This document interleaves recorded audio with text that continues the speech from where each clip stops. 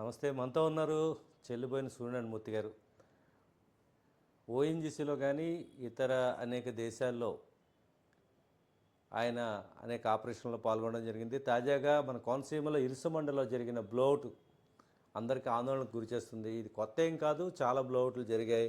వాటిని విజయవంతంగా ఓఎన్జీసీ నిలుపుదల చేసి ప్రజలకు ఎలాంటి ఇబ్బంది లేకుండా చేయగలిగింది.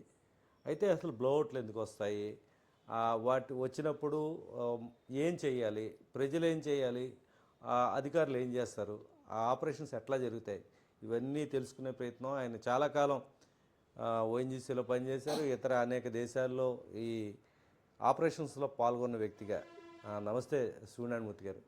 సార్, అసలు బ్లౌట్ అంటే ఏంటండి, ఎందుకు వస్తుంది అసలు? ఇప్పుడు మనం డ్రిల్లింగ్ చేసినప్పుడు హైడ్రోకార్బన్స్ రిలీజ్ అవుతుంటుంది కింద నుంచి. అది ప్రెషర్ వల్ల పైకి వస్తూ ఉంటుంది. దాన్ని కంట్రోల్ చేయడానికి వీళ్ళ మడ్డ ఉపయోగిస్తారు. మడ్డ ఉపయోగించి దాన్ని ప్రెషర్ని, దాన్ని గ్యాస్ వెయిట్ కంటే మడ్ వెయిట్ ఎక్కువ ఉండి దాన్ని ప్రెషరైజ్ చేసి దాన్ని కంట్రోల్ చేసుకుంటూ వస్తారు ఎప్పటికప్పుడు డ్రిల్లింగ్ చేసినప్పుడు. సార్, అంటే విదేశాల్లో జరిగే సంఘటనలు ఇవి కూడా ఉంటాయి కదా, అంటే ఇక్కడ పెద్దగా న్యూస్ స్ప్రెడ్ అవ్వదు కానీ అక్కడ కూడా జరుగుతూ ఉంటాయి కదా జనరల్గా. అంటే ఇక్కడ మన కేజీ బేసిన్కి వచ్చేటప్పటికి ఇక్కడ హై ప్రెషర్ వెల్స్ అన్నీ. ఓకే, అంటే అక్కడికి ఇక్కడికి తేడా ఏంటండి? అక్కడికి తేడా ఏంటంటే అక్కడ ఖాళీ 1000 బిలో 1000 పిఎస్ఏ ఉంటుంది. ఇక్కడ 5000 పిఎస్ఏ ఫోర్స్ అంత ఫోర్స్ వస్తుంది. ఓన్లీ 100 పిఎస్ మనం 10 పిఎస్ అని కంట్రోల్ చేయాలంటే మన వల్ల కాదు. మన గ్యాస్ బైలర్ ఉంటుంది, దాంట్లో ఎంత ఉంటుంది, మా అయితే 2 పిఎస్ఏ ఉంటుంది అంతే. ఓకే, అటువంటిది 100, 1000, 2000, 3000, 5000 వరకు వెళ్ళిపోతుంది. ఓకే, మనం ఫస్ట్ బ్లోఅవుట్ చూసాం, కొమరాడ బ్లోఅవుట్. మనం అది 3000 పిఎస్ఐలో వచ్చింది. అది మొత్తం వెల్ హెడ్ అంతా నాశనం అయిపోయి మొత్తం రిగ్ మొత్తం సైడ్ నుంచి కొట్టి మొత్తం ఊళ్ళంతా ఆయిల్తో నిండిపోయింది. దాన్ని మళ్ళీ మన వాళ్ళు అంతా జాతక ఓఎన్జీసీ దాని జాతక ఫస్ట్ బ్లోఅవుట్ని జాతక చుట్టూరు తీసుకోవాల్సిన ప్రకారం చుట్టూరు చెరువుల కింద తవ్వించి ఆయిల్ అంతా చెరువులోకి పంపించి దాన్ని జాగ్రత్తగా సిమెంటింగ్ ఉంటుందా దాన్ని బిఓపిని క్లోజ్ చేయడం జరిగింది. నేను జర్నలిజంలోకి వచ్చిన కొత్తలో ఈనాడులో ఉన్నప్పుడు ఎప్పుడు జరిగింది పెద్ద బ్లౌట్, దానికి నీల్ ఆడమ్స్ తీసుకొచ్చారు. అది మీరు చెప్పింది నీల్ ఆడమ్స్ తీసుకొచ్చింది మన బార్డస్కూర్ రేవులో జరిగింది. ఓకే, అదే అంటే అప్పుడు ఆయన కూడా పని చేయకపోతే ఇంకొక ఆయన తీసుకొచ్చారు.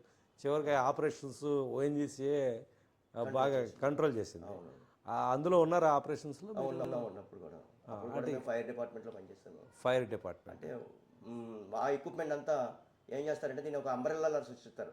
వాటర్ అంబ్రెల్లా అంటే వెల్లకి దగ్గరగా వెళ్ళటం కోసం. ఓకే, మనిషి వెల్ల దగ్గరికి వెళ్ళి వెల్లని క్లోజ్ చేయడం కోసం ప్రయత్నిస్తాం.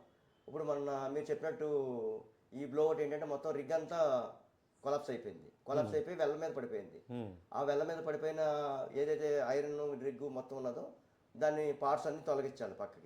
పక్క తగిలించి మనిషి దగ్గరికి వెళ్ళాలంటే వాటర్ స్ప్రే చేస్తూ ఉంటారు మా మీద. అప్పుడు వాటర్ స్ప్రే మీద దగ్గరికి అంటే వెళ్ళి ఆ చుట్టుపక్కల ఉన్న అన్ని క్లియర్ చేసుకుని ఒక మనం కొవ్వొత్తి ఎలా గెలిస్తాం ఆ టైప్లో రావాలి పైకి ఫైర్. అప్పుడు మనిషి దగ్గరికి వెళ్ళడానికి ఆస్కారం ఉంటుంది, అవకాశం వస్తుంది. ఇప్పుడు అయిన లోడ్ కూడా అంతే, మొత్తం రిగ్ అంతా కొలాప్స్ అయిపోయింది, చుట్టుపక్కల అంతా ఆయిల్ స్ప్రెడ్ అయిపోయింది. అలాగే ఫైర్ ఏమో ఇష్టం వచ్చిన 4 పక్కల ఉన్నది. అప్పుడు 4 పక్కల ఉన్నప్పుడు ఏం చేశారంటే అవన్నీ జాగ్రత్తగా తీసి దాన్ని క్లోజ్ చేయాలి. ఎలా క్లోజ్ చేస్తారంటే ముందు ఫస్ట్ చుట్టుపక్కల అన్నీ క్లియర్ చేసుకుంటూ వాటర్ అంబ్రెల్లా స్ప్రే చేసుకుంటూ ఎక్కడ ఏ డ్యామేజ్ జరగకుండా మనుషుడికి ఏ అప్రమాదం జరగకుండా దగ్గరికి వెళ్ళడం కోసం ఫైర్ సూట్లు వేసుకుని జాగ్రత్తగా అన్నీ క్లియర్ చేసుకుని ఫైర్ పైకి పంపించి కింద వెల్ హెడ్ అలాగే ఉంటుంది. వెల్ హెడ్ ఏం డ్యామేజ్ అవుతుంది. పైన బ్లోఅవుట్ ప్రివెంటర్ అంటే బిఓపి కంట్రోల్ యూనిట్ బిఓపి ఒకటే క్లోజ్ అవుతుంది. ఆ బిఓపి మొత్తం తొలగించి కొత్త బిఓపి పెట్టి అప్పుడు పంపింగ్ చేస్తారు, సిమెంట్ పంపింగ్ చేస్తారు. మూర్తి గారు, అంటే ఒక బ్లోఅవుట్ ఏర్పడిన తర్వాత సుమారు ఎన్ని రోజుల్లోగా ఈ ఆపరేషన్ పూర్తయ్యే అవకాశం ఉంటుంది? బ్లోఅవుట్ ఒక్కొక్కటి ఒక్కొక్క విధంగా ఉండొచ్చు, దానికి టైం ఏమైనా ఉందా, లేకపోతే ఆపరేషన్స్ మొత్తం క్లియరప్ చేయడానికి ఎన్ని రోజులు పడుతూ ఉంటుంది సుమారుగా? ఇప్పుడు మామూలు కూతురు బ్లోఅవుట్ చూశారు మీరు, అది వైల్డ్ డ్రిల్లింగ్లో అయ్యింది, పుల్అవుట్ చేస్తుండగా అయ్యింది. లోపల పైపులు అన్నీ బయటకు వచ్చేసింది. అంటే ఇరుసుమండ మొత్తం ఇరుసుమండ కాదు, పాసలపూడి మన మామిడి కుదిరి బ్లోఅవుట్. ఓకే, అప్పుడు నీలాడమ్స్ తీసుకొచ్చాయి. ఎందుకంటే అన్కంట్రోల్ అనుకున్నాం మనం. అప్పుడు ఫైర్ ఉంది. ఫైర్ ఆపాలంటే ఏం చేయాలి మనం? ఇవన్నీ క్లియర్ అంటే బాంబింగ్ చేసి మొత్తం క్లోజ్ చేద్దాం అనుకున్నారు. ఒకవేళ బాంబింగ్ చేసి ఒకవేళ దాన్ని కనుక ఫైర్ని కనుక ఆపగలిగితే కనుక ఆ ఆయిల్ మొత్తం చుట్టూరు గ్రామాలన్నీ చుడతాయని చెప్పేసి అది ఆ ప్లాన్ ఆపేశారు. ఆపేసి రిస్క్ అయినా కూడా ఆ చుట్టుపక్కలన్నీ తీసి క్లియర్ చేసి వెల్ క్లోజ్ చేద్దామని చెప్పేసి ఇప్పుడు వెల్ ఒకసారి కొలాప్స్ అయిపోయిన తర్వాత పైప్ కరెక్ట్గా ఒక సైజులో ఉండదు దాన్ని ఇష్టం వచ్చినట్టుగా వెళ్ళిపోతుంది దాన్ని కట్ చేయాలి. వెల్ మౌత్ని కట్ చేయాలి. ఓకే. వెల్ మౌత్ని కట్ అంటే వాటర్ కటింగ్ మిషన్లు ఉంటాయి స్పెషల్గా. ఇప్పుడు చాలా టెక్నాలజీ అంతా మారిపోయింది. ఇదివరకు అప్పుడు టెక్నాలజీ 2013లో ఒకటి వచ్చింది అయింది అది. అప్పుడు టెక్నాలజీ ఇప్పుడు టెక్నాలజీ చాలా వచ్చేసింది తేడా. ఇప్పుడు రోబోటిక్ వచ్చేసింది. రోబోట్స్ని పంపుతారు, మనిషి వెళ్ళక్కర్లేదు. దానికి అదే వెళ్తుంది దగ్గరికి, దానికి అదే క్లియర్ చేస్తుంది. అంత టెక్నాలజీ వచ్చింది. పైప్ కటింగ్ చేసిన తర్వాత వెల్ క్యాపింగ్ చేయాలి. వెల్ క్యాపింగ్ చేస్తాడు. ఇంకో బిఓపిని తీసుకొని దాని మీద పెడతాడు, పెట్టి పంప్ చేసేస్తాడు అనమాట. పంప్ చేస్తే అక్కడ క్లోజ్ అయిపోయింది. సేమ్ అదే జరిగింది అక్కడ మామిడి కూతురులో. ఇప్పుడు ఇక్కడ సిచ్యువేషన్ ఏంటంటే ఇక్కడ కూడా మొత్తం అంతా క్లియర్ చేసుకుని వాటర్ స్ప్రెడింగ్ చేసుకుని ఫైర్ని స్ట్రైట్గా తీసి వెల్ పొజిషన్ క్యాప్ చేసి పిక్చర్స్ తీసి ఎలా ఉంది వెల్ కండిషన్ చూసి వెంటనే క్లోజ్ చేసేస్తారు. సార్ మీరు అంటే ఓఎన్జీసీలో చేశారు, ఇంకా ఏ దేశాల్లో చేశారు ఈ ఆపరేషన్? నేను 53 దేశాల్లో చేశాను సార్.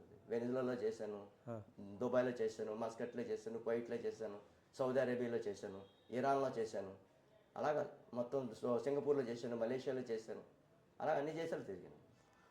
సార్ ఇప్పుడు ఇలాంటి సంఘటనలు జరిగినప్పుడు ప్రజల నుంచి పెద్ద ఎత్తున ఆందోళన రావడం సహజం. ఏ ప్రాంతంలో అయినా సరే ఆ చుట్టుపక్కల ఉన్న వాళ్ళకి మనం ఇక్కడ ఉండాలా పోవాలా ఏంటి పరిస్థితి, పచ్చగా హాయిగా ఉండేవాళ్ళం అనే ఫీలింగ్ ఉంటుంది. ఎప్పుడు బ్లోడ్ జరిగినా ఒక పెద్ద ఉద్యమం చెలరేగుతుంది, తర్వాత అన్నీ సర్దుకుంటాయి. ఏమైనా ప్రాణ నష్టం జరిగితే కొంచెం ఇంకా ఎక్కువ ఉంటుంది. ఇప్పుడు ప్రాణ నష్టం అదృష్టవశాత్తు ఏం లేదు కాబట్టి ఏమీ లేదు. అయినా కానీ రైతులు ఆందోళన చెందుతున్నారు. అమలాపురం సెంటర్లో పెద్ద ఎత్తున ఆందోళన చేశారు ఈరోజు. ఎలా చూడాలి అంటే స్థానికులు ఏ విధంగా నడుచుకోవాల్సిన అవసరం ఉంటుంది, ప్రమాదాల రిస్క్ శాతం ఎంతవరకు ఉంటుంది? రిస్క్ అయితే మనం ఫైర్ అని చెప్పు రిస్క్ అండి అది ప్రమాదం. ఇప్పుడు ఇంట్లో గ్యాస్ సిలిండర్ లీక్ అవుతుంది, మన ఇంట్లో ఉండలేం కదా, ఇల్లు ఎవాక్యుయేషన్ చేయాలి. ఏమాత్రం ఏ స్పార్క్ వచ్చినా సేమ్ గ్యాస్, వంట గ్యాస్ ఎంత పవర్ఫుల్లో ఇది అంత పవర్ఫుల్. మీకు ఒక చిన్న మనం చూసారు, మీరు మామిడికుతులో చూసారు, రోడ్డు మీద వెళ్తున్న వాళ్ళు చనిపోయారు గ్యాస్ లీక్ అయ్యి. ఇది కూడా అంతే సేమ్ అదే జరుగుతుంది ఇక్కడ. అంటే ఇది ఫైర్ అయింది కాబట్టి ఎక్కడ ఆకుండా కొంత ఫైర్ అవడమే మంచిది. ఫైర్ అవడమే మంచిది. దానివల్ల ఎక్కడ ఫైర్ ఆగిపోవడం వల్ల ఏమవుతుందంటే మొత్తం చెట్లు మొత్తం ఆయిల్తో నిండిపోతుంది. ఆ చెట్లు రైతు ఎంతో కష్టపడి చిన్నప్పుడు కన్నబిడ్డలా పెంచుకుంటాడు. కొబ్బరి చెట్లు వాళ్ళ జీవనాధారం అదే. చిన్నప్పటి నుంచి కూడా వాడు పెంచుకుంటాడు. ఆ కొబ్బరికాయల మీదే ఒక 500 రావచ్చు, 1000 రూపాయలు రావచ్చు, రేటు బాగుంటే 2000 రావచ్చు. అటువంటి చెట్లు కొన్ని వందల చెట్లు, వేల చెట్లు చచ్చిపోతున్నాయి. వీడు ఓన్ చేసి కూడా ఏం చేస్తాడంటే మొత్తం సైట్ క్లియర్ చేయాలని చెప్పి మా కొబ్బరి తోటలన్నీ నరికేస్తున్నారు. నరికేసి ఒక సైట్ చేయాలంటే కనీసం 5-6 ఎకరాలు కావాలి ఒక డ్రిల్ సైట్ చేయాలంటే. ఈ 5-6 ఎకరాలు పాపం వాడు వేస్టే కదా, వాడికి ఇచ్చి కాంపన్సేషన్ చాలా తక్కువ. అంటే భవిష్యత్తులో కూడా పని చేయమండి ఒకసారి తవ్వేసి తీసేస్తారు కదా, అది తీసేస్తారు. అలా కొన్ని పోతున్నాయి. కొన్ని బ్లోట్ల వల్ల ఏమవుతున్నాయంటే కొబ్బరి చెట్లన్నీ ఆయిల్ పట్టేసి మొత్తం సర్వనాశనం అయిపోతుంది చెట్లన్నీ. ఆ చెట్టుకి పని చేయదు ఇంకా అది మళ్ళీ బతుకుతుంది, మూడే మిగులుతుంది. దానివల్ల ఆడు ఎంత డబ్బు ఇచ్చినా కూడా ఆడు పాపం పెంచుకోలేడు పాపం. ఆడు ఆ సైట్ కూడా ఒకసారి భూమిలోకి ఆయిల్ వెళ్ళిందంటే అక్కడ ఇటు పరిస్థితుల్లో పండే అవకాశం ఉంటుంది. సో ఈ కాంపన్సేషన్ విషయంలో అన్ని జాగ్రత్తగానే చేస్తారండి అన్ని. అంటే ప్రపంచం దేశం అంతా ఏంటంటే మనకు ఆయిల్ బయట నుంచి ఎక్స్పోర్ట్ చేసుకున్నాం, 60% పైన తెచ్చేసుకున్నాం, ఇంపోర్ట్ చేసుకున్నాం. మనం చేయకపోతే కనుక, మనం డ్రిల్లింగ్ చేయకపోతే మన వెహికల్స్ అన్నీ అక్కడ ఆగిపోతాయి. ఒకవేళ బై ఛాన్స్ ఇరాన్ ఇవ్వకపోయినా, ఇరాక్ ఇవ్వకపోయినా, లేకపోతే అమెరికా కూడా ఇవ్వకపోయినా, లేకపోతే రష్యా కూడా ఇవ్వకపోయినా, ఎవడివ్వకపోయినా మనకి ఇబ్బందే కదా. అప్పుడు ఇన్ కేస్ ఆఫ్ ఎమర్జెన్సీలో మనకి ఈ ఆయిలే ఉపయోగపడుతుంది. ఈ ఆయిల్ కూడా కొనగలరు. అటువంటి పరిస్థితి మనకు చేయటం తప్పదు. కానీ కాంపన్సేషన్ విషయంలో మాత్రం మనం వాళ్ళకి రైతుకి న్యాయం చేయాలి, కంపల్సరీ చేయాలి. రైతు నష్టపోతున్నాడు కదా. ఇలాంటి ప్రమాదాలు అంటే చెప్పి జరగాలండి. అంటే ఇలాంటి ప్రమాదాలు ఏంటంటే అండి, ఇప్పుడు మిగతా దేశాల్లో చూస్తే మన దేశంలో, మన ఈ కేజీ దేశంలో హై ప్రెషర్ వెల్స్. ఎందుకంటే అక్కడ దుబాయ్లో ఉందనుకో, దుబాయ్ మస్కట్ ఉంటుండ్రు, ఒక 1000 మీటర్లో 2000 మీటర్లో ఆయిల్ వచ్చేస్తుంది. ఇక్కడ 2000 మీటర్లో ఆయిల్ వస్తుంది కానీ హై ప్రెషర్ వెల్స్ ఇక్కడంతా. 1000 PSని కంట్రోల్ చేయాలంటే మామూలు విషయం కాదు. 10,000 PSI కూడా బ్లోడ్ ప్రివెంటర్ 10,000 PSI పెడతారు వాళ్ళు. 2000 PSI అది కూడా, దీనికి కూడా చాలా కేర్ తీసుకుంటారు. డ్రిల్లింగ్ చేసి ముందే అన్ని టెస్టులు చేస్తాడు. ఓఎన్జీసీకి సంబంధించిన ఒక వ్యక్తి ఉంటాడు, ప్రైవేట్ సంబంధించిన ఒక వ్యక్తి ఉంటాడు. వీళ్ళందరూ కలిపి టెస్ట్ చేసి అప్పుడు వెల్ టెస్ట్ తప్పని ఏం చేయకుండా మాత్రం ఎవడో స్టార్ట్ చేయడు.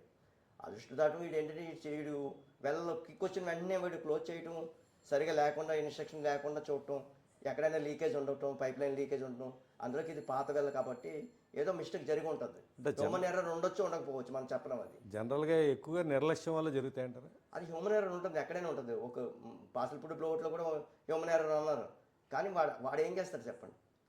వాడు టైం క్లోజ్ చేయడం, వాడు ప్రాణభయంతో వాడు పారిపోతాడు. వాడు ఇంకోటి ప్రాణభయంతో ఎవరి మట్టుకు వాళ్ళే కదా. ఫైర్ అవుతుందంటే మనిషి కాలిపోతాడు, మనిషి దొరకడు. అది క్లోజ్ చేసే అంత టైం ఉండదు. మూడు కంట్రోల్ ఉంటుంది. ఒకటేమో డీలర్ దగ్గర ఉంటుందండి కంట్రోల్లో, ఇంకోటేమో టూల్ పుషర్ దగ్గర ఉంటుంది, ఎవరైతే ఇన్ఛార్జ్ ఉన్నో వాడి దగ్గర ఉంటుంది, ఇంకోటి కంపెనీ మీద ఉంది. ముగ్గురు డిసిషన్ తీసుకోవాలి, ఎవడొకరు క్లోజ్ చేయాలి. అంత టైం కూడా ఉండదేమో. అంత టైం కూడా ఉంది, అన్ని సెకండ్లో తీసుకోవాలి డిసిషన్. ఒకవేళ అలా క్లోజ్ చేసినా కూడా ఒకేసారి సడన్గా 3000 పిఎస్ వచ్చింది అనుకోండి, మన దగ్గర 1000 పిఎస్ 2000 చెక్ చేసి కంట్రోల్లో ఉంది, ఆ ప్రెస్ కంట్రోల్లో ఉంది. అందుకని ఎక్కువ వచ్చిందంటే అది కూడా ఆగదు. అది ఎలా వస్తుందో ఎవరికి తెలియదు, భూమిలోంచి వస్తుంది అది. వీళ్ళు పైప్ లైన్లు అన్నీ లీక్ అయిపోయినాయి, కొత్త పైప్ లైన్లు ఏదో ప్రొడక్షన్ తక్కువ వచ్చిందని ఏదో చేస్తూ ఉంటారు వీళ్ళు, ఆపరేషన్ చేస్తాం. అప్పుడు వాడి చేతిలో ఉండదు అది. సార్ అంటే ఆఫ్ షోర్ డేంజర్గా ఉంటుందా, ఆన్ షోర్ డేంజరా ఎక్కువ? ఆఫ్ షోర్ అయితే ఓన్లీ రిగ్ వరకే డ్యామేజ్ అవుతుందండి, చుట్టుపక్కల ఏరియా అంతా డ్యామేజ్ అవ్వదు. ల్యాండ్కి వచ్చేటప్పటికి చుట్టుపక్కల మనుషులు పెనాల్టీ ఎక్కువ అయ్యే అవకాశాలు చాలా ఎక్కువ ఉంటాయి. ఎందుకంటే రాత్రికాడ లీక్ అయింది, ఇదే సిచ్యువేషన్ నైట్ టైం జరిగి ఉంటే అది చాలా దూరం వెళ్ళిపోతుంది, ఎవడ పట్టించుకోవడం. ఈ ఫైర్ ఇవన్నీ రావు, మేము ఊళ్ళకి వెళ్ళిపోతుంటాం. మనం చూసారు కదా, గ్యాస్ స్ప్రెడ్ అయిపోతుంది. ఎవరు లైట్ వేసినా ఏ పొయ్యి వెలిగిస్తాడు కానీ మొత్తం ఆ ఊరు మొత్తం తగలడిపోతుంది. ఎక్కడొక్కడ వెలుగు ఉంటుంది, ఎక్కడొక్కడ దొరుకుతుంది, తగులు పడుతుంది. అది ఆ గాలి ఎటు వీస్తే అటు వెళ్ళిపోతుంది. ఆ గ్యాస్ వెళ్ళిపోయినంత చేక్క పడిపోతుంది.